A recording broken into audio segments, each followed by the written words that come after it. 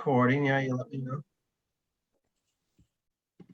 All right, my name is Tom Hoppenstead. I am a Commissioner of Catuit Fire District's Board of Water Commissioners, and I'd like to call our meeting to order for Wednesday, December 8th, 2021 at 5:30 p.m.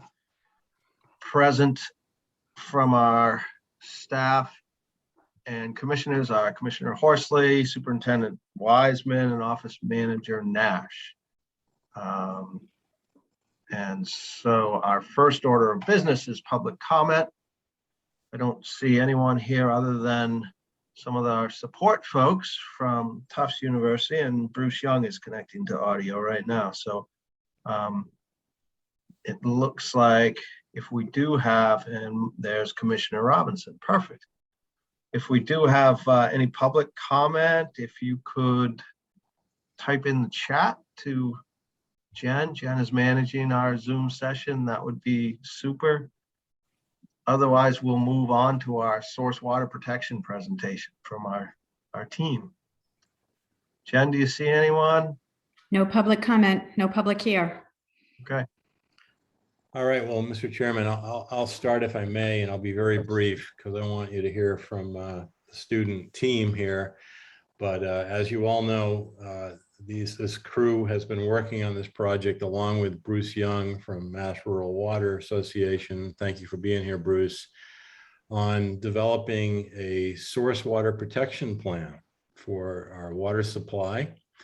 I will say as a disclaimer, they've only had 3 months to work on this, so it's been fast and furious, and they didn't get everything done that they would like to have. That's, so there's going to be some further ongoing work, but I really think there's some great findings and advances and recommendations.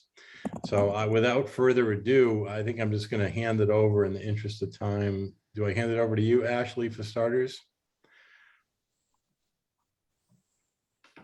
Yes, I'm going to just get us going. Just give it a second to get into presentation mode.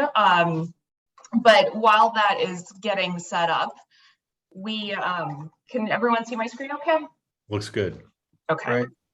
The full screen, not the notes. You good? Okay. Yep. Thank you. Good. So yes, just good evening, and thank you so much to everyone on the commission for having us as guests this evening. I know a couple of us got to meet you maybe a month or so ago at the November meeting, but I wanted to start out with an initial round of introductions. And then we'll go into what we'll cover tonight and some of the individual areas of focus. So I'll go ahead and start with my introduction, and then we can go in the order of how folks appear on this slide. And I also do want to recognize Bruce Young, who has joined us from the Mass Rural Water Association. Bruce, I think some folks on the phone know you, not everyone may, so if you don't mind giving a hello and quick introduction after Sonia, that would be great.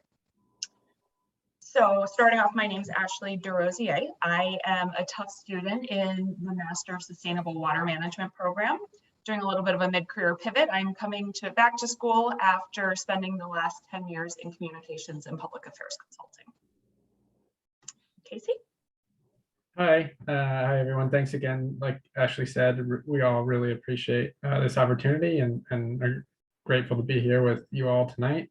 I'm Casey Goodwin. I'm from Skagit Valley in Washington State. I'm also a sustainable water management candidate at Tufts, and here after the cheese factory. So not quite a career pivot for me, but yeah, next step. Hi, everyone. Thanks for having us. Like Ashley and Casey said, my name is Jared McCarthy. I'm in the MS program with Environmental Policy and Planning. And I came straight from undergrad, and I'll be graduating in May if everything goes according to plan.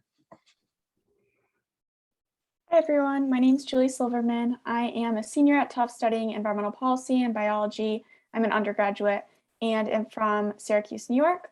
I'm hoping to pursue a career in environmental policy regarding air and water quality in the near future, and I'm really looking forward to presenting our findings to you. Hi everyone, I'm Sonia Sternlieb. I'm an MA student at the Urban and Environmental Planning and Policy Department.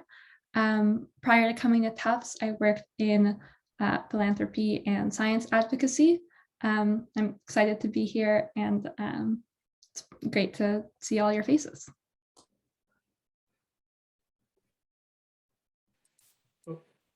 Hey everyone, I'm Bruce Young. I work with Mass Rural Water and have had the pleasure of working with Chris over the past few years, and now Scott and the Tufts team, and it's been an absolute pleasure.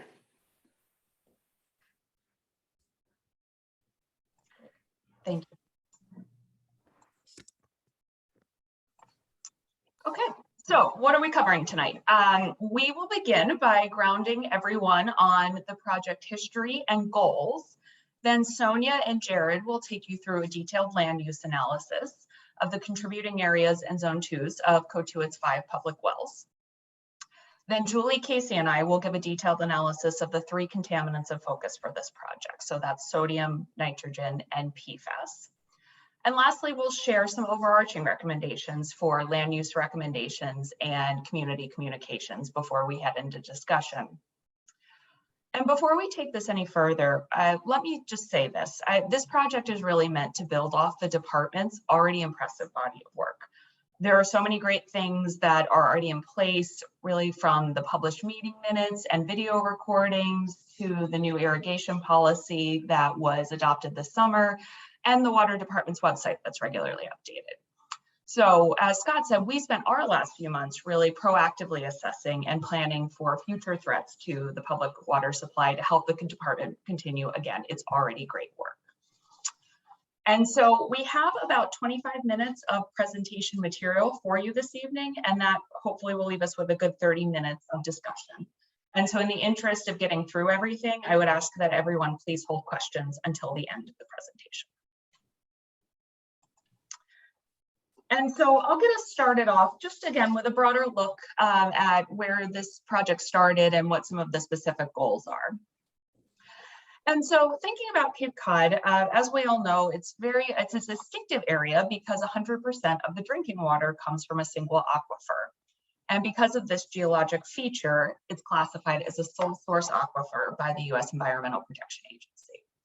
And the sole source aquifer designation means there are no reasonably available alternative drinking water sources should the aquifer become contaminated. We also know that Cape Cod soils magnify the interconnectivity of this shared resource, so really enabling faster transit times of contaminants versus other soil types. So protection really is of the utmost importance. So Cotuit's water supply met all requirements of the Safe Drinking Water Act in 2020, but the water department has observed rising levels of sodium and nitrate over time. We'll talk more about that tonight. And also with the new state regulations for PFAS, they really call for continued vigilance. Again, something else we'll discuss in more detail this evening. So as the commission knows, Cotuit has a more consistent year-round population than other areas on the Cape. There's heightened water demand, especially in the summer. So with that backdrop, the project's ultimate vision really is to help maintain and preserve Cotuit's water supply. It builds on the earlier study that was published this year, the hydrogeologic study that Tom Cambereri completed. And our 2 specific objectives were to conduct a land use analysis to identify potential sources of nitrogen, sodium, and contaminants of emerging concern, including PFAS, and then develop recommendations for how to manage those. So let's get started with our land use analysis, and I'll turn it over to Sonia and Jared. Great, thanks, Ashley. So we conducted our land use analysis using data sourced from MassGIS. The big shape outlined here represents the Zone 2 region, which is the area of an aquifer that contributes water to a well under the most severe pumping and recharge conditions. The contributing areas, those are those squiggles outlined in yellow, represent the more real regions that reliably contribute water under average pumping conditions. To our knowledge, this is one of the first maps that overlays these contributing areas against land uses within the larger Zone 2 region. So there's a lot going on here, but this map gives us a few takeaways. So first, you'll note that the Zone 2 region crosses the borders of Cotuit, interacting with Barnstable, Mashpee, and Sandwich. So this highlights the need for cross-jurisdictional collaboration with the neighboring towns around protecting Cotuit's water supply. You'll note also that the location of groundwater discharge permits is somewhat near one of the wells. We'll discuss that later. Finally, this map tells us a bit about the primary land uses within the Zone 2 that may affect the water supply. So you'll note that the majority of the land is either residential or used or is open.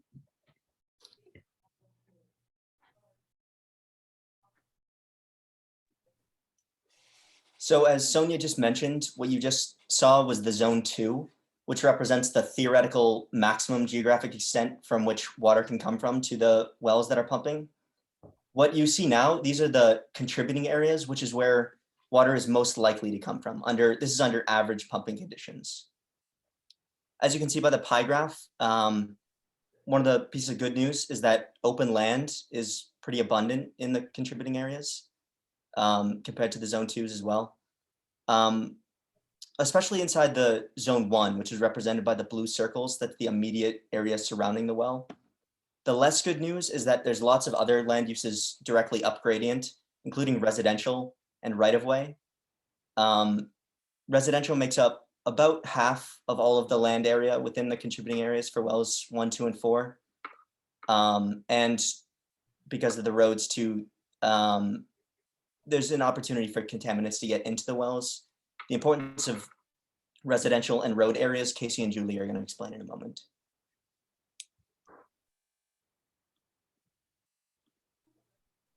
So here's basically the same map, but this is an aerial display. And this shows the contributing areas, which were modeled by Tom Camberary in the earlier report that Ashley mentioned. So in this map, you can see we can identify the parcels and the houses within each contributing area. And we've also included a pink circle, which Scott informed us of, and that is a large lot with landscaping scraps and other organic material. We don't have data on what it could be contributing to well 1, but we think it warrants further study. We'll get into that in the recommendation section, but especially when you compare well 1's levels of nitrogen to that of wells 2 and 4, we think it warrants study. And the final high resolution maps with all the final edits that are aerial are going to be included in our final report.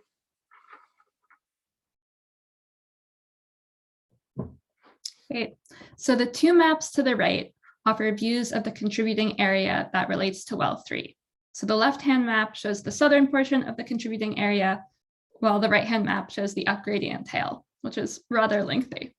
So a quick note is that the bend visible here may not quite be accurate.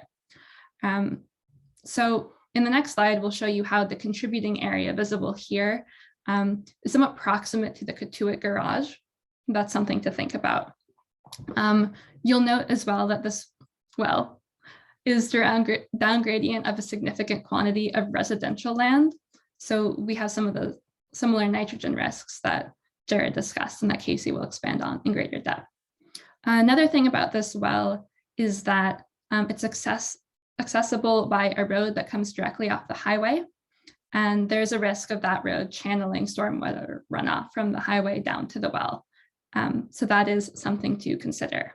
The Zone 1 region is also somewhat directly accessible from the road. So there's a possibility for change there as well.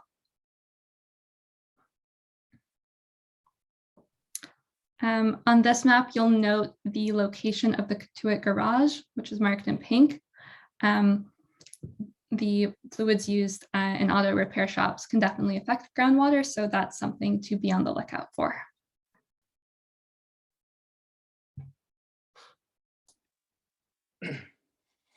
Here displayed, we have the Zone 2 of well 5. And unlike wells 1 through 4, we didn't have the contributing areas modeled for us by Tom. And so we were limited by lack of data. But there's still some useful things we can take from this land use analysis. For one, there are 2 groundwater injection permits within the Zone 2 of well 5. Only one of which is within Cotuit's boundaries. We've also identified a leach field and a eutrophied pond, which are immediately up gradient from well 5, which suggests that there are excessive nutrients in the groundwater flowing to the well. Additionally, Stratford Ponds, the development there, uses multiple in-road catch basins in the Zone 2 of well 5, presenting an opportunity for nutrients like fertilizer that's running off, and salt from road salts to infiltrate the groundwater.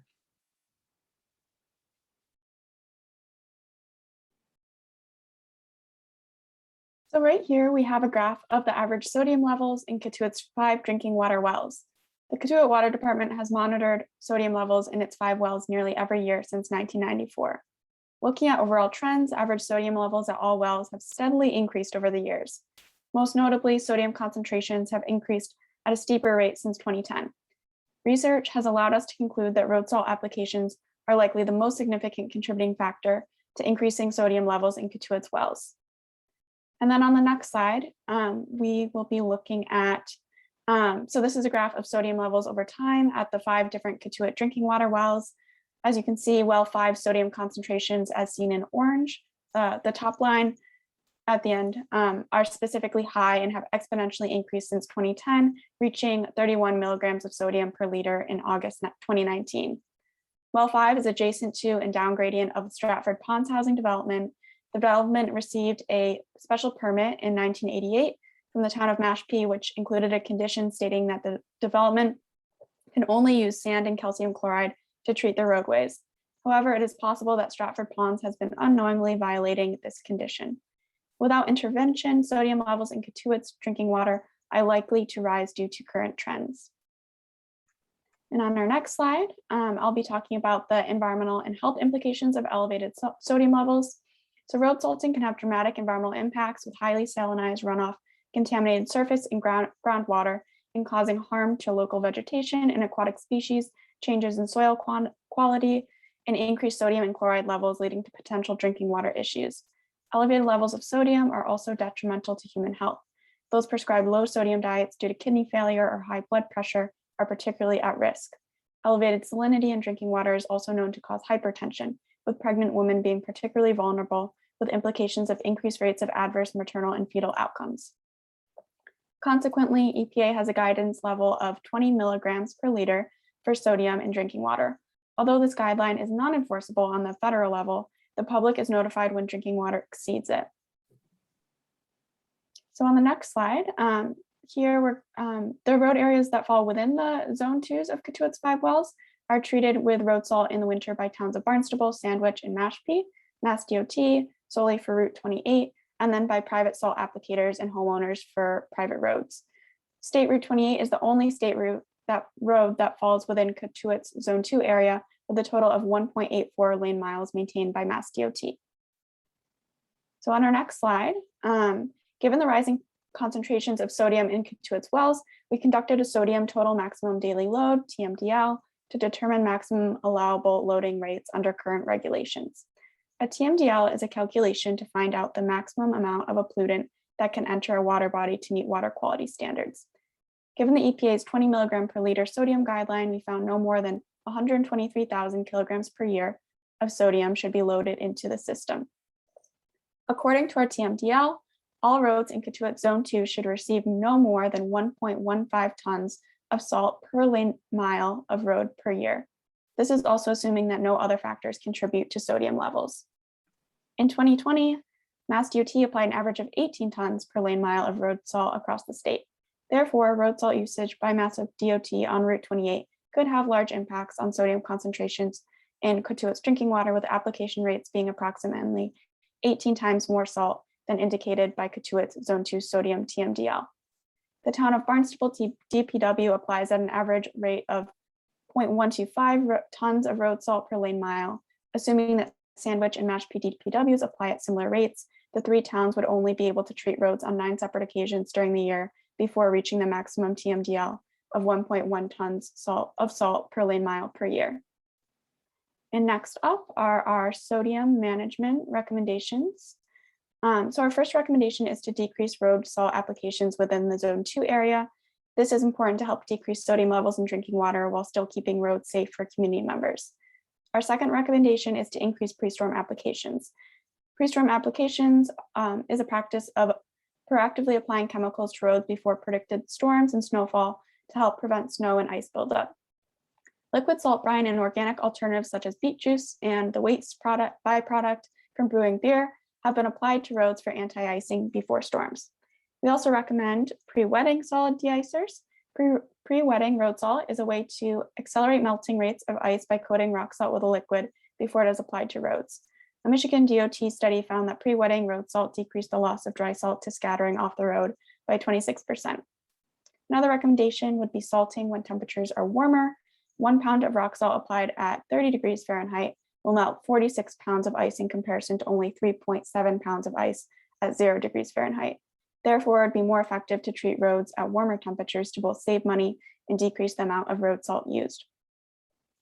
Another recommendation is purchasing underbody scrapers for plows, which can more effectively remove compacted snow and ice from roads by having a larger downward pressure on the ground.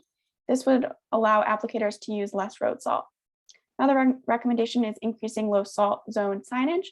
Roads within Cotuit Zone 2 area that are also already designated low salt zones should be clearly marked with signage denoting this and including a number for citizens to call, perhaps the Cotuit Water Department, in case they see heavy salting practices.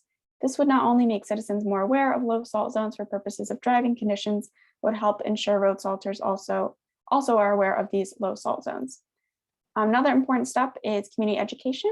To help further decrease salt application rates, education materials should be provided to residents annually before winter to communicate the importance of minimizing private road salt applications. Encouraging Mass DOT to decrease salt application rates is important. A letter to Mass DOT's District 5 Highway Director describing Cotuit sodium levels in drinking water wells and implications that heavy road salt application rates have on drinking water should be sent to communicate the need for the state to decrease application rates. And our final recommendation is to communicate with the Stratford Ponds development. Communicating with the development is important, given that well 5 is seeing highly elevated sodium levels. And takeaways, there are many possible management options to help decrease road salting rates and subsequently sodium levels in Cotuit Zone 2 areas. Of all these recommendations, communicating with Mass DOT in town of Barnstable, Sandwich, and Mashpee DPWs about the importance of decreasing salt usage is most important to create direct change. Communicating with Stratford Ponds to learn more about their winter road treatment is also an important step in potentially decreasing sodium levels in Cotuit's well 5. If no action is taken, sodium levels in Cotuit's drinking water are likely to rise, potentially putting those vulnerable to sodium at risk of health implications. It is therefore important to take proactive measures, just like the water department is doing right now, to ensure that sodium levels do not continue to rise.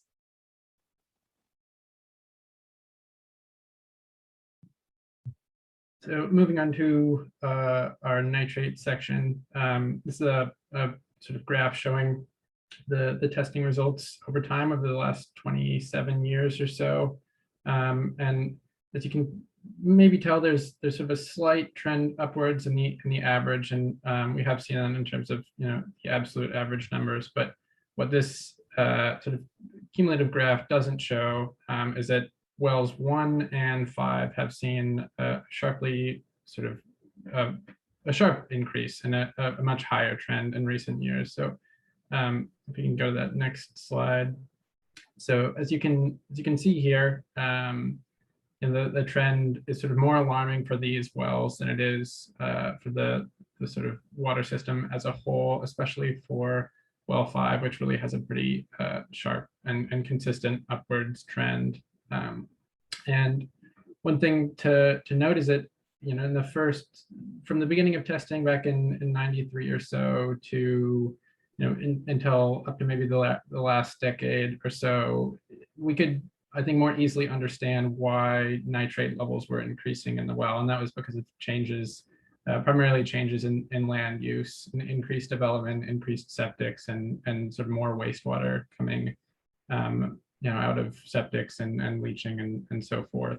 The last decade or so of increases are a little bit harder to understand because as far as we can tell, land use hasn't changed drastically in the last decade or so, especially in the contributing areas. When we did some sort of aerial analysis of photos from a decade or 2 decades ago compared to present day, and the number of homes seems to be mostly the same, and also calculations about lag time and how long it takes nitrate to drink or to reach the wells also don't fully account for sort of the increasing trend. And so that's one area where we sort of recommend some further study is particularly around wells 1 and 5, looking into what, trying to come up with some better explanations for why that rate may be continuing to increase, and what can sort of be done about that. So we can move to the next slide. And so one sort of question is, okay, why do these increasing levels matter? We're still quite under the MCL from the EPA, which is 10 milligrams per liter. No well is really significantly over 3.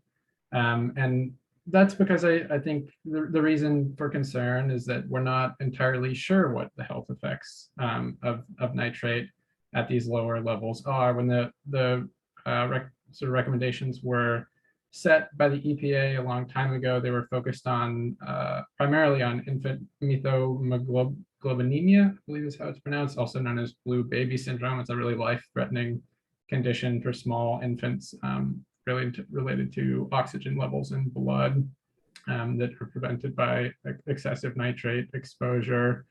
And so that is a safe level for preventing, 10 milligrams per liter is a safe level for preventing that, but it's unclear if that's a fully safe number for some other health implications. And a lot of this research that's come out recently is really extremely recent. Things are, many studies were published just this year, 2020, 2019, and they're suggesting that there are associations with serious disease at much lower levels of exposure to nitrate in drinking water.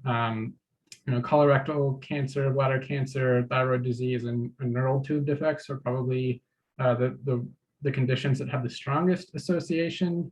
There's also been research into increased starchy deposits in the kidneys, some hemorrhaging in the spleen, and these are particularly risky for some high-risk populations like pregnant women and adults that generally have low levels of stomach acid. And so we've seen, some of these have seen associations at 3 milligrams per liter, or maybe 5, or some are suggesting even potentially a little bit lower. And it is important to caution that none of these are, set in stone science yet. There's plenty of ongoing research, and every single study that comes out calls for further research. But it's just good, I think, to consider that we might want to be as there's no reason not to be as safe as we can about these sorts of things. Then go to the next slide.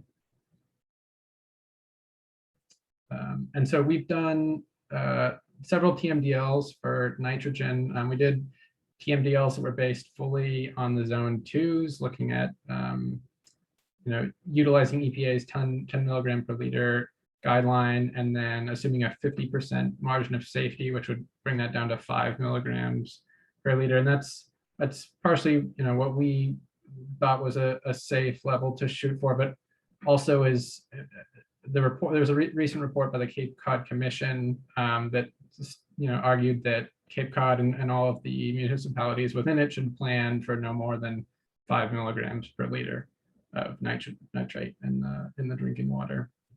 And the good news is that from all of the TMDLs we did, and we did this, the one that is here is for the overall zone 2s. We also did one sort of more conservative and one more liberal TMDL for the contributing areas, and everything that we found there in terms of our calculations comparing to what's actually showing up in the measured concentrations, we didn't expect the levels to exceed 5 in any of those. And so that's definitely good news, but nevertheless, I think there are things that we recommend that can help stay on top of this issue, and make sure that we don't necessarily know what the safest level is, and so the lower we can keep it, probably the better.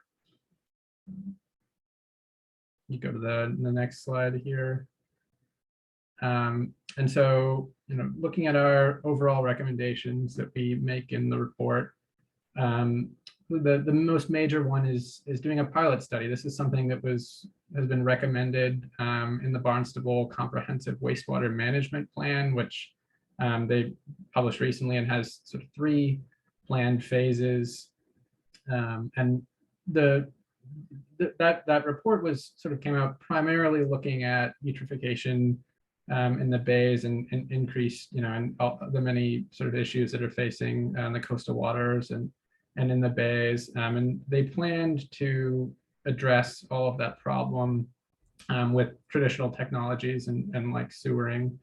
But they also, in the report, recommended exploring alternative technologies, and they recognize that one of the struggles that communities, interested in alternative technologies face is that they have to apply on a special sort of permit, apply for a special permit with Mass DEP on a case-by-case basis. And so Barnstable didn't feel like they could sort of rely on alternative technologies to meet the baseline needs, but they did recommend including them in phase 1 of the study. And then their hope was that if they proved to be successful in pilots, and they do expect them to be successful, then they can sort of apply to the state to have that amount that those alternative technologies have been shown to remove, that they can be accepted from having to do that with sewering as well. And so based on that, we recommend a pilot study of nitrogen removing septics in the well 1 contributing area of approximately 8 to 10 homes. And we use that number because we've estimated that there are somewhere between 17 and 20 septics in that contributing area. And we think that, based on some of the other pilots that have gone on around Cape Cod and other places, and also, just what we came up with ourselves, we think that, we want to make sure that we see a real difference from the study. Targeting about half of the homes seems like a really reasonable way to do that. These septics are also much, it's worth noting, much less expensive than traditional sewering. Have been estimated at around 25,000 per parcel, whereas traditional sewering usually is around 90 to 100,000. And so, another thing also that Ashley will probably speak about in her section on PFAS is that some of these nitrogen removing septics have been found to be really impressive at removing other contaminants aside from just nitrogen. They've been measured for a lot of different things. Some of the research has been done right on Cape Cod at the Barnstable Alternative Septic Test Center site. And it's sort of new research for sure, but it's really promising. And I think when you look at the costs that are associated, and in terms of cheap, it's cheap materials, it's just wood chips, a lot of these systems, it's definitely worth exploring. And I think we'll probably see increased use in a variety of places, and likely across the country in areas that are primarily based on septic systems. And so, but also, it is worth exploring the possibility of those sewer extensions. The Barnstable Comprehensive Wastewater Management Plan has already sort of planned for doing some of those, extending some of those sewer lines around Route 28, and the possibility of including them here might be a great thing to do. And in terms of absolute safety, we'll know if all the contributing areas, all the parcels in the contributing areas are connected, that nitrogen will certainly be dealt with. One specific recommendation is in the, Jared mentioned earlier, the well 1 contributing area has a land waste buildup that we're quite unsure about the sort of nitrogen contribution that's coming from there. And so using a test well to further study what's going on there, we think also a good recommendation. And then also just in general, like with all of our recommendations for really on all topics, community education, I think, is a critical part as well. And I know a lot of homeowners on Cape Cod are already quite engaged, and the more we can do to keep that up and keep them informed of new science and any way that they can help contribute. For example, if they have to update their septic system already, why not consider the possibility of an alternative system, and making sure to attend to failing systems and of course, there's the question of lawn fertilizer and any education that can be done around that, I think is also a good recommendation.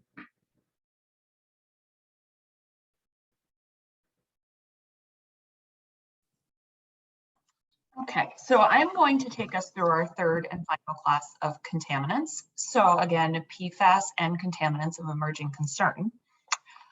So just a little bit of background for PFAS for anyone not super familiar with it. PFAS stands for per and polyfluoroalkyl substances, which those are a class of chemicals that are used in steam resistant, water resistant, and nonstick products. They are commonly referred to as forever chemicals because of the timelines, just the duration of really lack of breakdown in the environment and the human body over several years. And you can find PFAS sadly everywhere in food packaging, firefighting foam, carpeting, and several other household products. So back in October 2020, the state of Massachusetts set a drinking water standard for 6 PFAS chemicals, known as the PFAS 6. And I think it's worth mentioning and recognizing that that is 6 of thousands of known PFAS. So the standard is an MCL of 20 parts per trillion of those 6 PFAS chemicals, and that's either alone in combination to total 20. Cotuit, as we know, is in compliance with the state guidelines, and the next PFAS sampling event in Cotuit will be this coming January 22.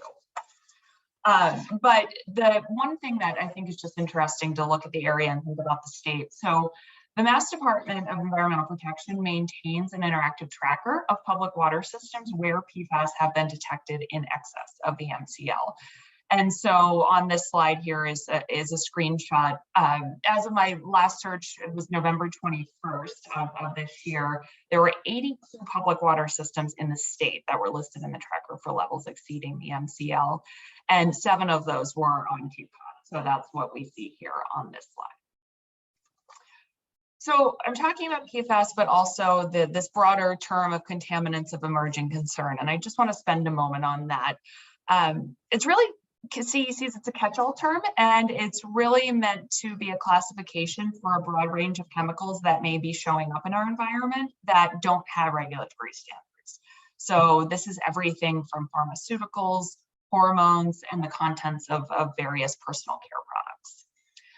And so just to give some context on CECs, especially in Cotuit, back in 2009, there was a well sampling study done by the Silent Spring Institute. And for wells 1 and 5 in Cotuit, there were pharmaceuticals detected in both.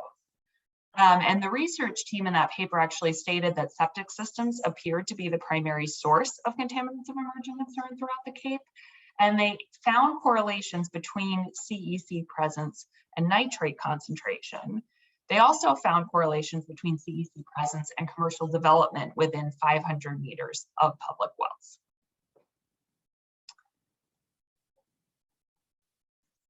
And so thinking about, so PFAS, why are they receiving regulatory attention? We talked certainly about the duration of breakdown and that they are known as these forever chemicals, but their ingestion has been linked to several negative health effects, specifically thyroid, liver, and kidney issues.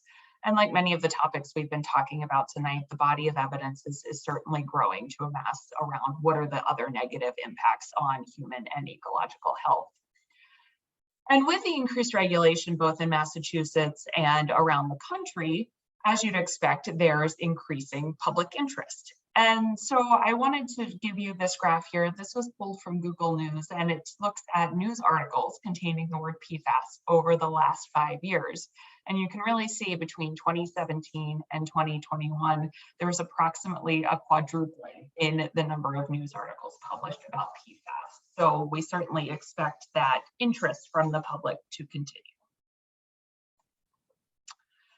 And so for management recommendations for both PFAS and contaminants of emerging concern, the first really syncs up with what Casey shared about the septic conversion pilot study. One thing I want to be clear about, we talked about the evidence of alternative septic systems being able to remove contaminants contaminants of emerging concern, and also the correlations between CECs and nitrogen. And when it comes to these septic systems, They really, studies are more focused on contaminants of emerging concern, not PFAS. So I think that's a really important distinction. I am talking about CECs here with this recommendation, not PFAS. And moving on next, community education and outreach. This is very much the red thread throughout our plan. We know people want more information. They want credible information about these types of emerging topics, especially around PFAS. So Sonia will review some very tangible recommendations for how to communicate with the community. And then also in the report, we have links to various webinars and fact sheets that could be easily shared through your social media channels and other communication venues. But then the last recommendation for PFAS is really to help expand PFAS emergency planning. We certainly know the department is already focused on PFAS testing and that it is well below the MCL, but we also know there are several locations on the Cape where PFAS have exceeded state standards and water providers found themselves in a bind. So as part of ongoing emergency preparedness, recommend the department can keep building out that plan. That would include a couple of elements, one being a response protocol if sampling were to hit either 10 or 20 parts per trillion. That could include the list of who to call at DEP, a holding statement if you were to get questions from water customers or the media. And then also a calendar for testing frequency, because there are different, once you hit these certain triggers, there are different testing frequencies kick in beyond the kind of baseline testing that needs to be done. But then also treatment options and alternative water sources would be other components of emergency planning. EPA maintains a really great resource. It's a drinking water treatability database, and it provides peer-reviewed studies for various water treatments, and those are organized by contaminants.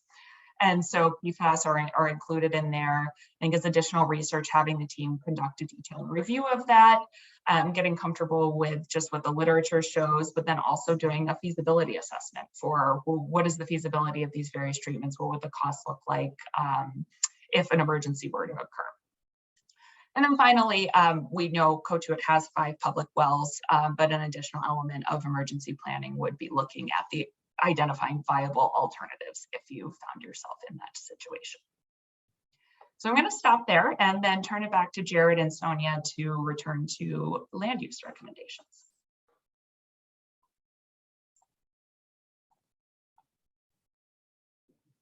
Great. Thanks, Ashley. So our land use analysis included the development of several recommendations that could address a few land use issues of concern. So first, we recommend considering establishing stricter fencing around well 3. We think it could be beneficial to talk with businesses that are adjacent to some of the wells, most notably the Cotuit garage. As we've mentioned a few times, it could be worth monitoring the nitrogen impact of the landscaping waste pile that could potentially be affecting well 1. And we might also want to consider looking at the impact of the 2 groundwater discharge sites located near well 5, including the site that's in Mashpee. And as everyone else has kind of made clear, one of the themes of tonight, community outreach and education. We specifically recommend around summer lawn irrigation and just lawn care practices generally. Lawns are kind of like a double-edged sword in that they use a lot of water, and they also, any excess fertilizer that someone puts on them, particularly in like residential areas, can increase the nitrogen levels in groundwater. So it's kind of a double whammy. We also recommend engaging with Stratford ponds. So we mentioned in the land use section that there was a leach field just upgrading into well 5. Further research is definitely warranted assessing the impact of that septic leach field. Also discussing lawn fertilization and pesticide application practices with Stratford ponds. We noticed on a site visit that there were displays saying warning pesticide use. And so directly upgrading it from the well, that could be something to look into. We recommend rain gardens, which are a relatively inexpensive solution at slowing the movement of stormwater and also decreasing the impacts of fertilizer runoff, particularly from stormwater. It does require maintenance, but it's relatively inexpensive compared to other treatment solutions.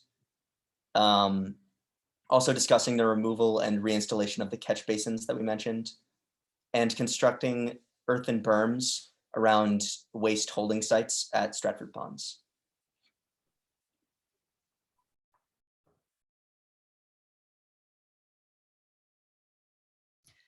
So you've heard us emphasize community education pretty frequently this evening, and that stems from our recognition of how community members can positively impact Cotuit's drinking water. To facilitate this process, we've put together a community education and outreach calendar, which could inform the water department's communication efforts across both physical mail forms and social media. So the design of this calendar tried to tie together pertinent water issues with seasonal challenges. So beginning in March or April, we'd recommend reaching out about spring cleaning and safe medication disposal. So these are strategies that could help address some of the contaminants of emerging concern that Ashley mentioned. In March and June, we'd recommend emphasizing the lawn and garden care aspect. So talking about things like the impact of fertilizer. In the sort of the main summer months, we'd recommend really talking about water conservation, in addition to being a time where, action could have a pretty big impact. We think that summer conditions might make people more receptive to thinking about these issues. Finally, in October and November, great time to talk about PFAS, and during the winter months, it's sharing information about road salting practices seems particularly pertinent. Finally, our team has been incredibly lucky to have had so many providers of guidance and advice. We'd specifically like to thank Scott and Bruce, Rob Steen, Jen Nash, and of course the entire Cotuit Water Department for their help and for providing the opportunity to contribute to their work. So this concludes our presentation. We'd now like to open the floor to your comments and questions.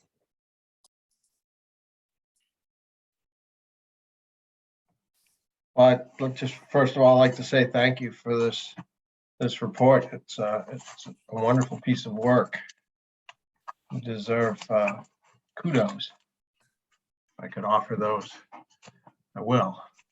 I would open up the discussion to anybody that's participating here, commissioners first, and then staff, of course, at any time. And if there are any public, we'd love to hear from you as well. If you could communicate with Jen Nash through Jen Nash's Zoom chat feature, that would be super. But I don't see anybody else here. So commissioners, fellow commissioners, Scott Horsley, Mark Robinson, do you have any questions, comments, suggestions? Well, I would just say as less informed water commissioner than others here, I've learned an awful lot tonight.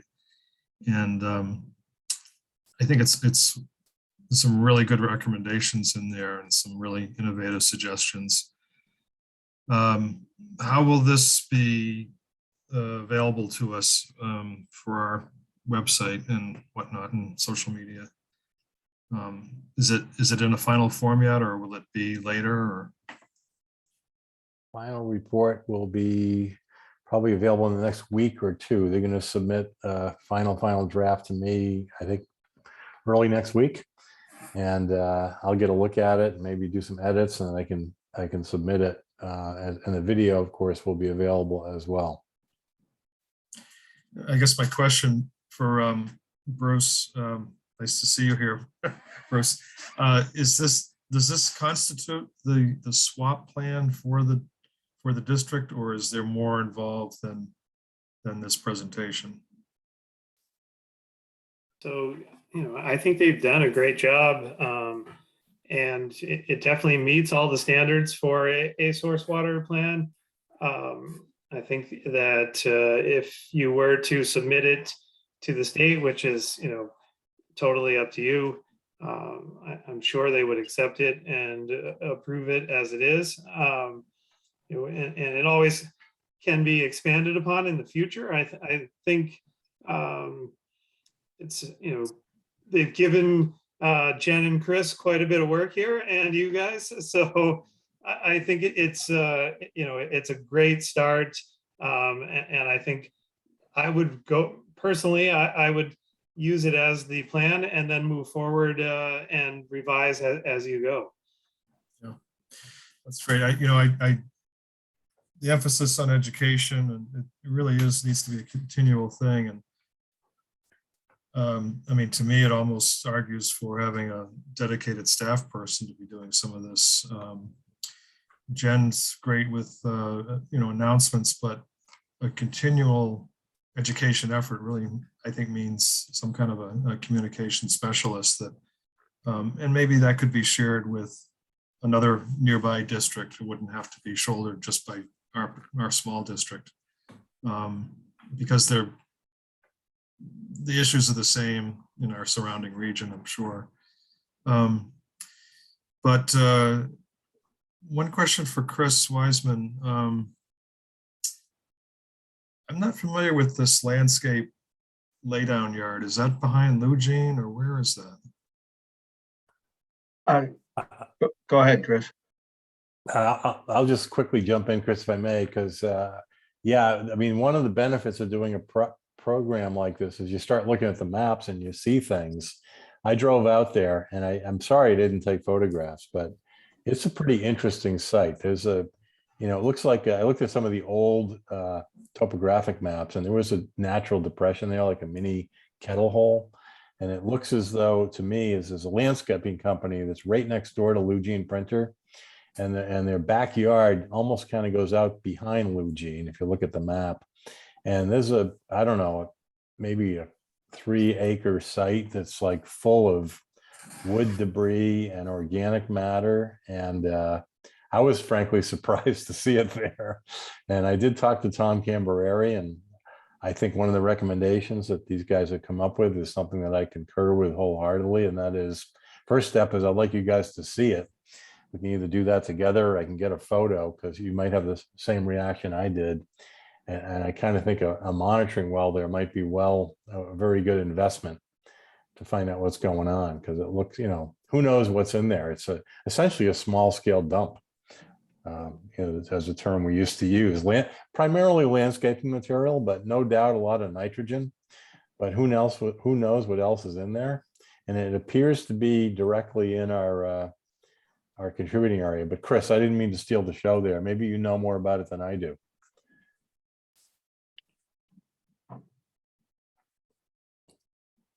Chris, I think you're muted. Yeah, we're not getting any audio from Chris. I would just chime in while he's figuring that out. I'm intimately familiar with the site. Okay. I grew up working on that site. I worked in high school as a landscaper, where there was a commercial landscaping outfit there on that site. Prior to that, I worked at Lugene Printing Company for years. Oh, wow. My dad was a general manager there. The site has, in more recent years, become more of a disposal area as it's changed hands and been used for tree work as well, more aggressive landscaping tree work, as well as daily maintenance of landscapes. So it's certainly been used a long time for that purpose. I'd be very surprised if there was anything other than landscape material there, with the exception of maybe some fencing materials, timbers and such. But that would be something that would be interesting to look at. And I agree. I think a test well there would be totally appropriate. Are you saying, Tom, that you think that this is grandfathered as a landfill? That I don't know. I mean, I think it would, a visit to the building department, whatever department at town hall issues permits for that commercial enterprise, see what, maybe they don't have a permit because it's so old there. I don't know. Am I still muted? Can you hear me? We can hear you now. Yeah, we got you now, Chris. Give us some wisdom, Chris. I think my my earphones, the mic might have went on it. Sorry about that. I could hear some of that going on. That is owned by the same people that own Lugene's over there. And it used to just have stock. They had stone and the sand and dirt and mulch and stuff in there. I haven't been in there in the last year, but different landscaping companies have used it in the past, and I don't know who he has in there now. But I could ride in there and even talk to Mike about it a little, who was the owner of Lugene over there. Yeah, I mean, I agree with Tom. All I saw pretty much is wood and then a lot of organic, soil, hot, very dark black soil, which typically you don't see on the Cape, but it's probably degraded leaf matter and whatever. I would hope that there's nothing more than that in there, but it might be a source of nitrogen. And when Casey was looking at the nitrogen loading for that well, the 17 or 20 homes that are in that contributing area don't quite add up to the amount of nitrogen we're seeing in the well. So we started thinking, like, what else is contributing here? And then we saw that yard. So it could be at least a nitrogen source, and it might be good to know about it. The other thing I guess I want to go back to, because I had never thought about it, was the Katuitt Garage as part of the contributing area. I really had not focused on that before, but that's another thing we ought to think a little bit about, because obviously auto service has been notoriously a potential groundwater contaminant source. So that might be another place to look at in addition to all the septic systems. Right. Yeah, I do know that they just bought that not less than 10 years ago, and they had to have a study done before a ground soil, before they could even sell the place, if I remember right. So they had to 21A wait. study, right? Yeah. Maybe we get a copy of that, Chris, if we can track that down. That might be good. Talk to somebody. Yeah. I think it's awesome that you guys have all identified some sources for us that we need to follow up on and chase down. And I really like the idea that Commissioner Robinson just rose with regards to the potential for a dedicated staff person to not only conduct outreach and help with that, but also maybe to help with monitoring of the source water protection plan, just how it's going. So I think this is Tom, all these guys are looking for a job soon, Yeah, that's a great launch, right? That's super. I personally don't have any specific questions. I think you guys did a fabulous job laying it out for us. I thank you for your professionalism. I do have one thing I'd like to ask. Just before you, if I could get to look at that, I noticed a couple of things that were a couple of pumping stations that were marked wrong. Some of the stuff I might be able to help with. So if I could go over the final before it goes final. Absolutely. Yeah, absolutely. Chris. And I wanted to ask, and I guess it's Sonia and Jared, I think that we're talking about it. They said there was 2 injection permits, one in Mashpee and one in Katuitt. And I was trying to figure out where they might be, because usually I know that the one for Stratford Ponds used to be in our zone 2. They had a permit, and they actually moved the injection port outside of our zone 2. So they didn't have to meet the stringent zone 2 bylaw, like we do with our Title V, the Title V regulations as much. They never were making them. We had a lot of trouble with that in the past. But I do have monitoring between those, and I don't know if it'll help their final version at all. I do have monitoring reports. I don't think sodium, though, was in there, but nitrate definitely was. And going once a year from when they had it over in the zone 2 to even when they moved it out. I think I have all the copies at the office. It's been looked at once by an engineering firm that will not be named right now. But it's been going on ever since. So if that helps in any way, I'd be glad to look it up and see if I can find it all. Yeah, that's interesting. Do you know when it got moved from inside to outside of the zone 2? I'd hate to say, I'd like to say it was probably maybe 8 years ago to 10 years ago. Okay. But that was one of them. And you said there were 2 injections there. Do you know where the other one was in Katuitt? Any location, or is that in the report? Could it be Katuitt Meadows? Is that close by, that development?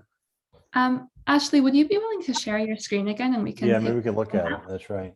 So it's possible that the data we pulled from still has the old location listed, but both of the spots we have are within A zone 2.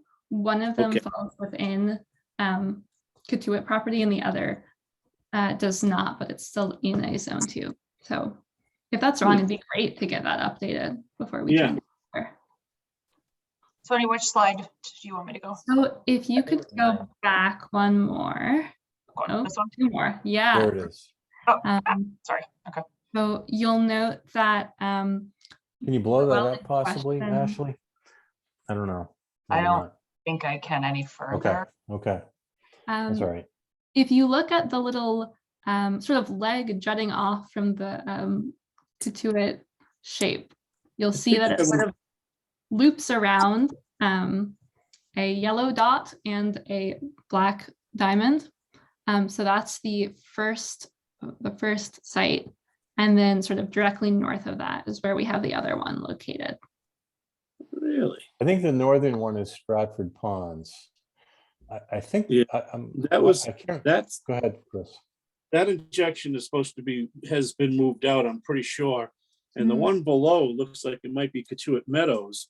And Yeah, it was that's what I supposed to be, it was supposed to be put in between that zone, where that zone 2 comes down and the other side, and there's like a V there where the two meet. And it's supposed to be right between the two from Mashpee's station that's down to the west of us there.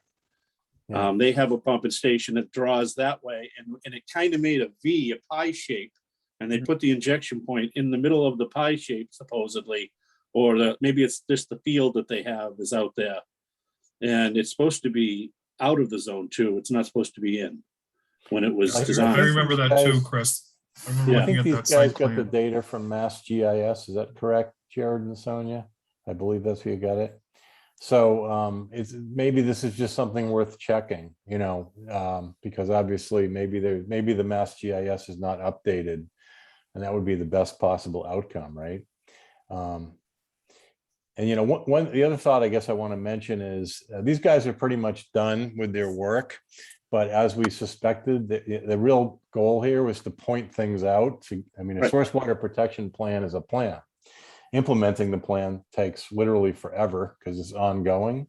So Bruce, I'm going to suggest that maybe you and I huddle on this and try to think about next steps, and maybe where we take this between now and the next future meetings, because this might be one item as an example that we just want to verify. So maybe I think the list that the student puts together is great, and we just need to have that as kind of a checklist to go through and verify all these things and follow up on them.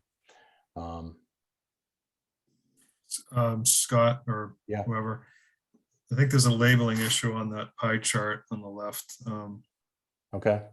Residential single family on the map looks to be like the lighter purple, not the darker purple. Thanks for pointing that out, Mark. I will definitely fix that before we turn this all over to you. One other question about the road salting. So as somebody who drives around in the winter and sees the trucks with the salt come bouncing, and it bounces a foot high and then it bounces off the road into the yards. Very frustrating to think of that amount of waste. Is this what you're talking about with the pre-wetting? Is that what that would solve that issue? Yeah, exactly. By pre-wetting the dry road salt, it would help with the dispersion of dry salts like off the roads. Yeah, that would be really helpful. I can't imagine the waste that goes on because of that. The other thing is that you're 18 tons per mile per year as a state DOT. I wonder if there are regional differences. I mean, they obviously would have to use more up in the Worcester Hills than they would down on Cape Cod, but you know, we're pretty flat and that kind of thing. And we just don't have the amount of cold that, you know, the Worcester Hills would have.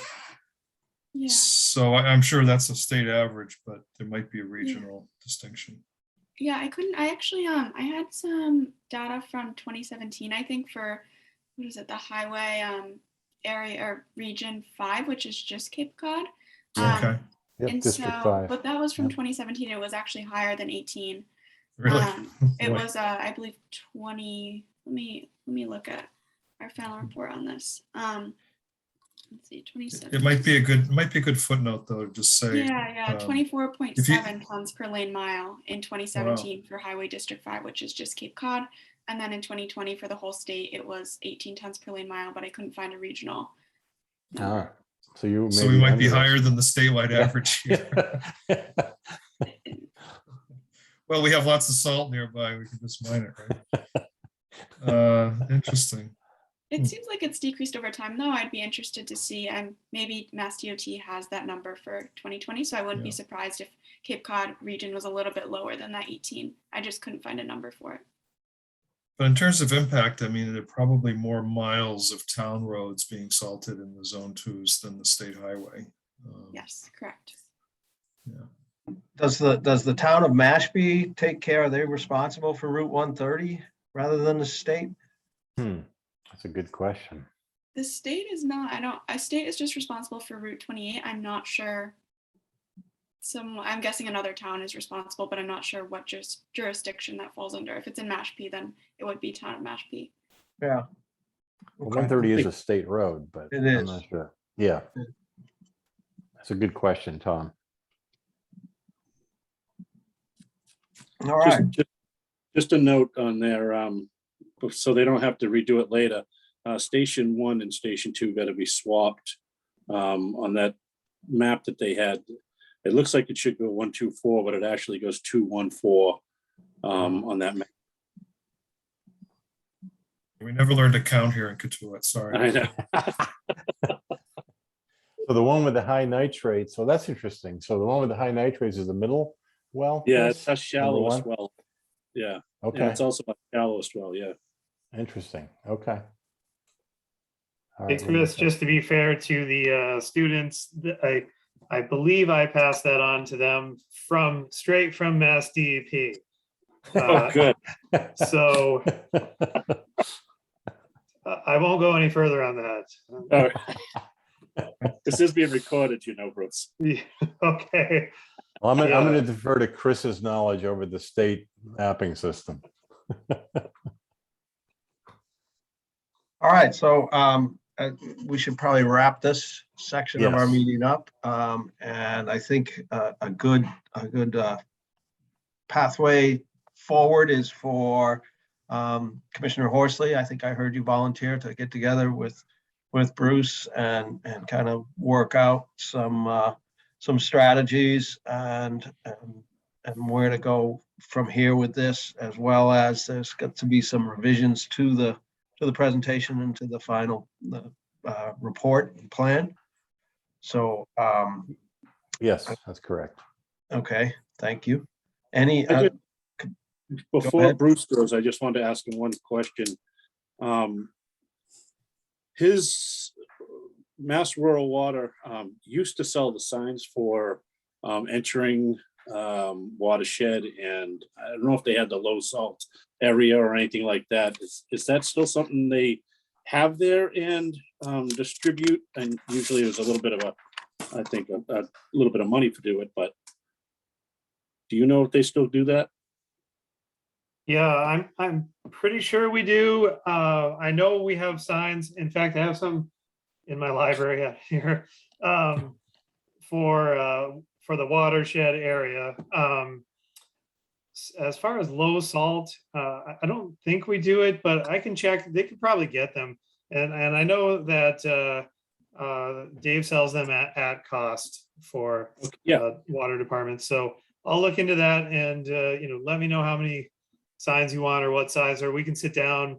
When I talk to Scott, and the three of us can sit down. Sounds good. And so, yeah, before I go, I just wanted to say, as far as I'm concerned, once I start working with the water department, it allows me flexible time in my annual contract. And I pretty much work with all the departments that I've been working with over the years, every year. So I can come back and help out with education initiatives and signage or whatever you need. Also, I also wanted to say, I forgot to mention Jen in the beginning.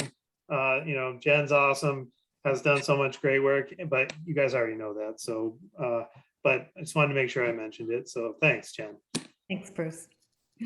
And I just want to thank the students for being here tonight. They really went above and beyond on this project. I have to say, they've done incredible amount of work. So thank you guys very much, and round of applause. Well, thank you for being with us. You guys can take off if you'd like. We're going to move on to some other business, but thank you very much. Yeah, Thank thank you. you very Thank you. much. Thank you. Look Thank you, forward guys. to the final products. Everything. Well done. Well done. Great.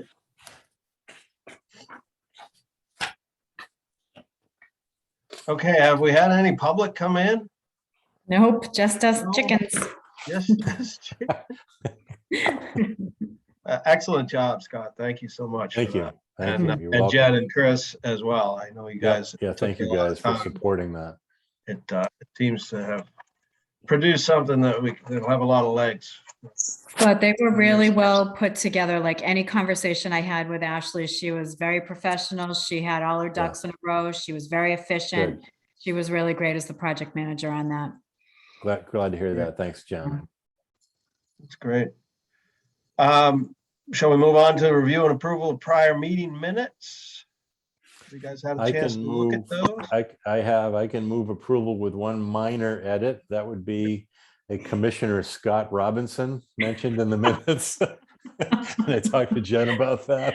So Tell me we've again got how one- great Jen is. It's hard to tell. Minor, These two minor apart thing. sometimes. Gosh. So, Okay, it's okay. We all these old white guys look the same. So with that one edit, I would move that we approve the minutes, all of them. Got it. Second. Okay, motion's been made and seconded to improve all of our outstanding minutes, November 17th, 2021 regular meeting, October 20th, 2021 executive session, November 17th, 2021 executive session. For the executive session minutes, we will be approving those, but not releasing those for the public at this point because they were from an executive session. I want to make sure that that we don't compromise our negotiation process with the town at this point. So all in favor of that? Hold on a second. I believe the law says once you've been voted and accepted, they become, maybe I'm wrong, public. Once you have accepted them and everything, they become public to the public, available to the public. Why don't we I'll hold say off that. on That Ms. Parks has already discussed some of this stuff in an open meeting PruCom meeting about the executive session stuff that we discussed. So maybe just a quick check and then we'll be able to release them. Yeah. Why don't we Should we defer only- until next time to approve the executive session minutes? Yeah, why don't we just approve the non-executive session minutes? Okay. I'll revise my motion to approve the minutes other than the executive session, and we can discuss and take that up separately. That's my motion. Second. Okay, motion's been made and seconded to revise that original motion for meeting minute approval. So we're going to approve the November 17th, 2021 regular meeting minutes. All in favor? Aye. Aye.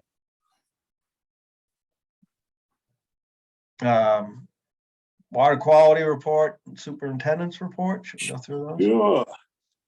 All right, as I stated last month, and I'll just do it this month because it actually did happen in November. We did have a total coliform hit when we tested Santuit tank. We did do an repeat, an upstream and a downstream, and both came back negative. All three came back negative, so we were out of, we were back in, there was no violation there for the month. We did do the sodium IOCs and sodium there, and those are, I believe, here. I don't know if the sheet we have here, does this have the raw on it, Jen? No. And we had already sent out the packet before the raw water results came. Because you compared raw and finished, right, on these this time? We did, and I had to get them back this afternoon. There's a problem with DEP accepting anything but what we do at the pumping station. They don't have a code for it. So the DEP, we have to get it sent to us. And I talked to the gentleman today and he sent me the results, the raw results. They were a little higher on a couple, but. Wait a minute, the raw was Next. higher than the treated? Correct, a couple. I thought it was the other way around. It was the other way around? They were lower? I would think On it'd be the other way around. Yeah, lower on the tree. Yeah, I'm sorry. Right. Like how much I lower, think- Chris? Any idea? I think station 1 was like 25 instead of 29 there. Okay, Uh, okay. Something like that. It wasn't dramatic, but we do have them. They will be included. We also have done another set since then. It just seems like we're getting, each time we have a meeting, it's overlapping almost. But those are there. And other than that, all samples that we took, besides the one that came in, were fine. Mr. Chairman, if I may, Yes. Chris, if you could send those to us, that would be helpful me in editing the final report. Because that was one of the questions the students had. They wanted to verify the raw versus the treated. So We I can might send be- you an updated version of this tomorrow, the one that you have in the Yeah, packet. so if you can send that out, maybe, The raw that'll be highlighted on it. that'd be great. Thank you. And then I Okay. can edit that into the report. You might before want we to talk, meet next time. I can either write them in by hand and do it if I have to. I know Jen, Either way. you won't be Yep. here tomorrow. correct? I can, it's all updated on the shared folder. I can walk you through where to pull it up. Ne- Okay. Next week is fine too. Okay, All right. I'll be back on Tuesday. All right, that's what I have on water quality. Chris, I have one, Mr. Chairman, if I may, another question. Yes. Chris, the students mentioned you were going to be doing PFAS again early 22, is that January. correct? January, yeah. Okay. And Yeah. which wells are you doing? I have to do all of them. All Okay. 5. Okay. Yeah, I have to do them quarterly now. We got the first one for October. Now we'll do January, March, and June or July. Yeah. Okay. So we'll get that. We have to Okay. do the year's worth of testing, and we're still, until we find out in January, we're crossing our fingers. Okay, thank you. So I don't know if you've read in the newspaper about the town of Chatham joining the class action lawsuit that's going on nationally against the manufacturers of PFAS. And No, Chatham was hit hard this spring, summer. They had to shut down a well because of levels exceeding the safety level for PFAS. And they just authorized, I think, $1 million to design a PFAS filtration system like the one they showed on the swap report tonight, I Yeah. think. And so I think it's because they have been financially harmed already that they felt that they could jump onto this class action lawsuit. It's being done by the same law firm that was successful in getting the MBTE. Sandman and Sandman. Yeah, New Jersey, is it? Yeah. So anyway. I know. I remember them. Well, I know that all of the Cape districts and suppliers got some of that MBTE money, right? Did We you? got quite a bit. We got over $1 million. Yeah. Yeah. So I don't think we should jump on this, but I think we should try to inform ourselves as to what's going on and what's the basis for joining that suit. Obviously, we haven't been harmed in a way that we could prove yet, but we haven't had to shut hey, down. any Mark, I haven't wells. seen the article. Are the defendants, you said the manufacturers, are these, I mean, originally they were thinking this is firefighting foam. So I'm assuming that's not the manufacturer you're talking about. I don't The broader know. manufacturers are the people that make the non-stick cookware and all that stuff. Dow that- Chemical. It's in Is the, that the defendant that they're going after? You know? I don't know, but I'll send you the article about Chatham. Okay. Yeah, that would be interesting. And it's in this week's Cape Cod Cod Times. newspaper. Okay. Well, I just want to jump in here maybe quickly, if I may, because one of the things that I'm pretty involved in is working with EPA on this project with the Barnstable Clean Water Coalition and the Mass Tech Center, where they're looking at, do these new septic systems, the new wood chip based septic, do they remove all these or many of these contaminants? And So far, the answer is that it looks like they do remove many of them, but as Ashley correctly said, and I think it was great that she pointed this out, PFAS has not been tested yet. So whether or not PFAS performs like the other synthetic organics or not, it's a maybe. But there is some test data that the test center, the Mass Tech Center, is going through with EPA right now to try to get some of these numbers. So we should, I'll try to report back as I learn stuff on this. Because you know, one of the recommendations in the report that I think I'm pretty interested in is whether we want to try this pilot study of retrofitting some of these septic systems upstream of the wells. But I would only really get behind that if I felt like they might have a chance on the CECs as well as the nitrates. So I'll keep looking at that. And I should also mention, I had a conversation with Rob Steen at DPW, and he said that it may be possible to, I don't want to speak for him, especially we're being recorded here, but it may be possible for the sewer plan to be amended to include part of this area. But I don't know the details of when and what maybe means, et cetera, et cetera. But I'm going to be pursuing both of those things, and I'll maintain a dialogue back with this board. Super. That's great. So the innovative septic systems are effective at removing some of the chemicals of emerging concern, but not the PFAS. So That's my understanding, Yeah. Tom. And it's not that I don't think there's been a test that shows they have not removed it. They just haven't tested for they it. haven't looked at the PFAS I think so. So it's just an unknown. chemicals. Yeah. Right. Okay. So that'll be interesting to see how that fleshes out. Yes. No pun intended. Yeah. Hope. It was. Again. All right.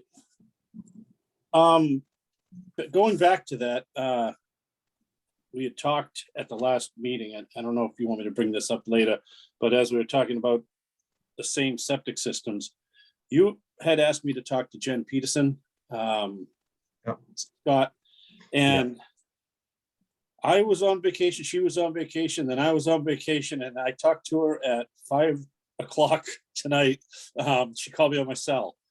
So it was kind of a rushed conversation to get back online here and everything else. But she had suggested, if you know somebody at the town of Barnstable and you're talking to somebody, and I'm not really sure what it is, but she said the ARPA money. Yes, ARPA money. Yep. She said they got some ARPA money, and she just says, I don't know if they'd be willing to share it, but you might want to call and ask. So that was one of the suggestions that she had.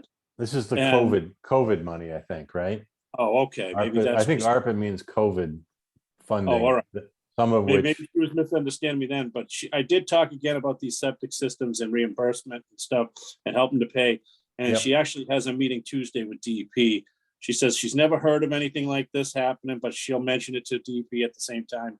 She says at least in a state reimbursement or something. She'll just talk and she'll get back to me on it. Thank you for doing that, Yep. Chris.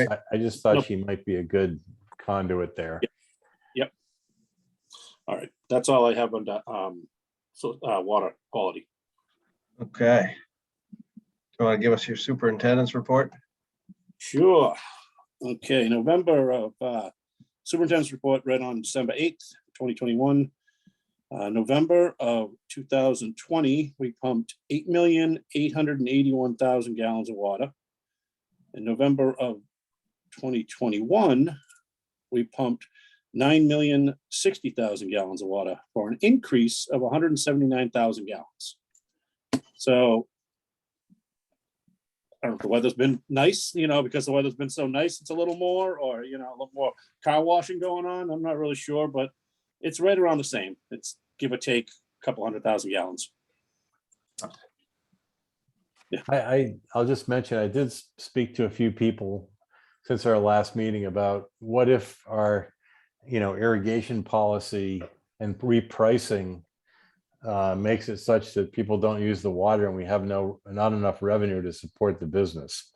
I think what this is suggesting that's so far not the case, right, Chris? Correct. All right. We did have 2 services put in last month. One over on Fuller's Marsh Road and one over on Bay Road. We did have a replacement service done on Main Street. And we had a sideline leak over on Abbey Gate. So we were quite busy in the month doing repairs and service work. I only have one other thing on here, unless anybody has any questions for me. Due to increasing COVID out there and everything else, we are going to be tightening up at the office and keeping everything locked up there. Just going through, opening up, handing stuff through the mail slot, and just tightening up our COVID policy a little more, and going back to tightening everything up. So that's just, I think that's good. Better safe than sorry. Yeah. And that's what I have here. Excellent. Thank you so Thank much. you, Chris. No problem. Any other questions for Chris? Nice job, Chris. Thank you. All right, go back up to this, look at the agenda here. So we have old business. Any updates from subcommittees? I have none either. And new business. So one thing I wanted to discuss on the new business was that the Prudential Committee has requested that we come up with a capital improvement plan for a 5-year lookout, which to me is just that. It's a plan, and it's like, okay, we should keep these in our foresight. And we've been certainly talking about many capital improvements for the district that we could put into the plan. We would need to put some numbers to them, and some I think we have already. For example, if we wanted to put in a treatment plant for iron, manganese, and sodium, I think we have like a $13 million price tag for that, if I'm remembering correctly, or thereabouts. And I think those numbers are in a consultant's report. I like the idea of adding a staff member to help with outreach, and I think that I'm not sure if that's a capital improvement, probably not. And then the other thing I was thinking of was infrastructural upgrades to the system, right? So that we can continue to manage our infrastructure and do not fall behind. So I would love for all of us to kind of keep those in mind and think about some other things. And Chris, in particular, I'm going to put you on the spot here. We need to put some numbers together. Yeah, I have put a few numbers together. We are going to need, within the next 5 years, a couple trucks to replace. As you know, if anybody's gone out to buy a truck, they've skyrocketed. I did talk to a gentleman. One of our trucks will be our plow truck, service truck. It's due to be replaced in 2023. And that's roughly going to be anywhere from $58,000 to $60,000. We have the pickup that's due to be replaced in 2026. And just a pickup truck now is about $48,000 with equipment on there. The other thing that I have here, and I'm kind of leaving it up to you guys to decide this. For many years, I've been debating, and my electrician has suggested that we upgrade at least 2 of our pumping stations. The electric panels that are in them are original from when they were put in, one from the 60s, one of them is from when the old diesel station was in there when they electrified it. And Mark might even remember when that happened. It got quiet down the hill. Yeah, it got quiet down there, right? So there's a couple of them that are pretty old and need to be updated. I had an engineering firm look it up back a while ago and start doing a study. They actually went through, I gave them all the information for the stations. They ran through and they've told me that we're looking at roughly $20,000 to $25,000 to replace the components and to upgrade it, and about $5,000 for engineering services on top of that. We did them both in 1 year. He said to budget around $55,000. If we did them over 2 years, you'd have to do 30 each year. I'd like to turn them in there one time. I could save us $5,000 by doing 2 on 1 winter. and then putting them both out to bid at the same time, so we don't have to go through the same bidding process 2 years in a row and everything else. That makes sense. So we have a gap there between 23 and 26. There's 24 and 25. So either way, it would be up to you guys. You know, I would say 24, the earlier the better on it. But I wouldn't want to throw it this year. I don't think we have anything really going on this year, and go from there. I would just add for discussion purposes, a couple things that come out of this report we heard tonight that I'd like to at least consider. One is, and this was actually Bruce's idea, when we did the field trip, we went to well number 3, he quickly said, this needs a fence around it.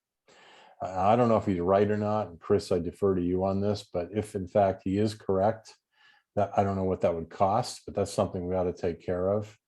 And maybe we don't need to talk about it now. Maybe that's a conversation with Bruce and Chris later, but that might be one thing that I don't think that's a major thing, but it's something that we should think about. And then I think more important, go ahead, Chris. Is he talking the zone 1? A fence around the zone 1? He's talking when you go down that little road to get to the well, go down the hill. He says there should be a fence, a locked fence around that wellhead. I don't know. We have to ask him. I'm not sure. Yeah, I'd have to ask, because all of them do have a fence around them and a lock. Well, that's what I thought too. Yeah. But why don't we just put this on the agenda for you to talk to Bruce about it and see what he's talking about? Because I don't know. But the other thing I guess would be, I'd like after the report is finalized, I'd like to talk to you guys further about this possible pilot project. Maybe we go out and put in 10 of these septics. These are about 30 grand a pop, so that would be 300 grand. And then if that works, then the second phase of that would be going out and maybe putting in another 30 or 40 of them. And even though this sounds like a lot of money, $1 million, $2 million, $3, $4, $5 million, if we go to carbon treatment right now, according to $2020, that's $10 million for the plant and then $1 million just to operate it. So if we can avoid that by doing some source water upgrades, again, there's a lot of ifs here. One is if we can control some of these CECs. But I think as you're talking, Tom, for long-term planning here, why don't we pencil that in? That's something to at least talk about. I concur. I mean, I think as a long-term plan, and when I was on the policy committee last year, when we discussed this, and when it initially came up the year before, I believe I was involved with it. Anyways, it's just a plan, right? But it's going to raise awareness and let people know that we are thinking about these things, and they could come to fruition during any fiscal year. And I think it's best to be proactive. Okay, good. And then Chris, question, if we want Tom Cambereri to go out and put in a couple wells like we talked about tonight, that might be, let's say 10, 15 grand. Is that something we need to put into the plan like this, or does that come out of, we have enough money to do something like that out of existing budget? I'd have to look down at the budget completely, but it looks, my only thing is, I would wonder, if we did this, they'd be monitoring beyond that. And how much are we going to monitor it, and whose land are we going to put it on, stuff like that. So that would be my only concerns. I possibly think Desmond can put this stuff in. I think that's who put our last monitoring wells. Yeah, that's right. I actually spoke with. I'm sorry. Yep. I was going to say I spoke with Tom Cambereri about it, and he's interested and available. So we probably could ask him if we want to. My thought would be let me either take a photo or meet you guys out there and look at this. We can think about it a little bit more, whether we think it's worthwhile. I mean, my gut feeling is it is, but I want your concurrence on it. And if it is, then Tom could give us a proposal. And I'm just guessing his time, put the well in, do some testing, is probably going to get close to 10 grand pretty quick. And I, for one, think based on what I know so far, I think it might be worthwhile. But why don't we take this step by step? And I'll maybe between now and the next meeting, Tom, I'll either invite you guys out there to look at it or get a photo and we can talk about it next meeting. Yeah, I don't know if that goes on the capital budget or not. It's probably not big enough, right? well, I think the well itself might go on the capital budget, right? Okay, okay, Um, But the monitoring work probably not. okay, okay. But I think also, Chris, you had mentioned you were gonna maybe touch base with Michael about who's Yeah. using the Who's in site, there, what they got, yeah. you know, and the Save a Tree If they're folks. I making mean, that's not a place that you can really, I don't know if it's commercial or not, but if they're making compost, they should be making it on top of concrete, I would think, or something, a pad or something, I would guess, I don't know. Some right. kind And of they, self, I know they did have some impermeable surfaces installed out there years and years ago. It was after BOWC had it. When Yeah. I was working out there, and when he was out there, I mean, he had a nursery there. And Yeah. fertilized. there was that, yeah, there's been a few people in there, but yeah. Yeah, so it's got a history of some land use that could certainly produce nitrates for sure.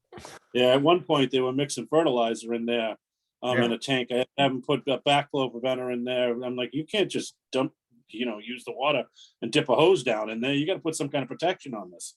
Yeah. Yeah, good for you. All right, so I don't know how we're gonna put this plan together. Again, it's a plan, and I'm sure when we present it to Prudential Committee, and I'm happy to do that in their, I think it's a mid-January meeting they're planning they'd like to have stuff put together by. And, after that, I'm sure it'll get parsed down somewhat. And we'll. I'm not sure that I would put the $13 million treatment plant in there. I thought when we discussed that last year, we came to the conclusion that it probably was not something we were interested in doing in the near future. And I think that, to me, that's still the case. I mean, if you're putting it in as something to talk about, but I don't think we should be recommending it at this point. Yeah, I don't think, that's a good point, Mark. I don't want to go in there as, okay, we're recommending that we do these things. I don't want to give them that impression. I want them just to go in saying, we're thinking that at some point we might need these things, and it might be in 5 years, or it might be in 10 or 15. And it kind of just depends somewhat on the constituency. If we get loud enough outcry asking for treatment for iron and manganese, then we probably pursue it. In many ways, this whole source water protection approach is intended to avoid high treatment costs. The classic case is City of New York. They actually have what they call a filtration waiver that's literally saved them billions of dollars. And they did it by land use regulations in the Catskills. They saved a ton They did of it money. by buying open space. Well, yes, they did, Mr. Robinson. You're absolutely correct. But I think that's really the intent of what we're trying to do here. Now, the iron and manganese is a little different, although, as you may recall, at least one of my potential theories was less pumping might pull less. Or I don't know if that's right or not. I really honestly don't, but I think it's a reasonable possibility. I do think, upgrading either septic treatment or sewering it, I'm pretty sure one of those things is going to have a major water quality benefit that might easily avoid a $10 or $20 million carbon filtration plant potentially. Yeah. So I think my suggestion, Tom, would be I agree with Commissioner Robinson, let's not put it in the budget yet, but let's use it as a reason why we want to do some of this other stuff, because the intent would be here to avoid the higher costs. Yeah, That makes sense. And that's exactly why I would put it in there as a chip. Well, there you Say, go. well, we could pull that out and set it That's aside yeah. if we do Put it these in year other 5. things, Right. I don't know, but I don't want to raise the ire of anyone, but I Maybe you could put it in with the parentheses around it. Right. Put it in asterisks and say, look, we can do the bold print stuff, or we end up having to do treatment, and treatment is just that. It's Band-Aids, and it's not dealing with the source of problems. That's right. Mr. Chairman, I'm going to have to sign off. Is there anything else that other topics? Does it sound Jen good that has we one. should go ahead and do that, put together some numbers and maybe Chris, you could work on a plan with Jen. And I can come in and see how. Yeah, that I'll would- talk that to would- Fran and see exactly what they need. So we can get that My- together for January. So is consensus to put them both in one and save the 5,000 and do them both in 1 year, then for electric, if we did something like that, for electrical upgrades? I think so. Okay. All right. Jen, Other than that- Jen had her. And then Jen had her hand up. I just have a couple of things to drop on your radar for, speaking of new business and planning. For the January meeting, we'll have to start getting things together for the budget, which means the superintendent review, Chris. So I'll get to the paperwork for that so that you can have that together for the January meeting. And Tom, the annual report letter will be coming up in the first part of the year. I'll get you prior year's information on that. You mentioned the mid-year report for the Prudential Committee meeting, so that will be, I think the January meeting is when they want you to come. Yep. And I'll get you whatever you need on that. And then anything else that you may want to plan in the budget to talk about at the January meeting so that we can put that together for the February meeting. So just a couple of planning things for your radar, Love budget work. right? It's my favorite. I love it. Just did So it. We happy just that did we it. have you. Right? Doesn't it feel like we Telling me just did it? just did it. Hey, Time is Don't I miss being chairperson? Okay. Your turn will come around again, Scott. Commissioner Robinson has another commitment, so. Yes. Are you good with the third or second? What do we usually do? Second or third Wednesday? Third. Third, yeah. Third. That would be the 19th.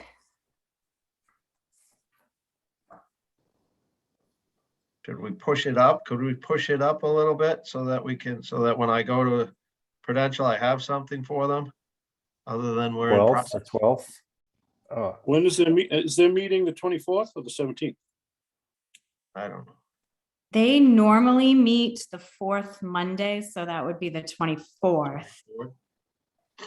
So if that's still their plan, the 19th would work, but the 12th is open as well. actually, I cannot do the 19th. I'm flying cross country that day. There We're you go. doing Zoom. We're doing Zoom. I know, but I'm gonna be in an You'll be fine. airplane. His arms. Oh, they won't let you use it on the, okay. Let's do the 12th. Is 12th okay with you, 5:30. Chris? Yep, that's good. Okay. 5:30 the 12th. Next meeting. Got it. And there's no public for any additional public comment. Okay. I'll entertain a motion to adjourn. I move we adjourn. Okay. All in favor? All right. Aye. Thank you. See you on the Good night, 12th. everybody. Good luck. I'll with come your by, weekend. Jen. Jen, and everyone. we can- Thank And Chris, you. we'll talk I don't about. see everybody. Have a nice holiday too. All right, you Stop too, by, Chris. say hi.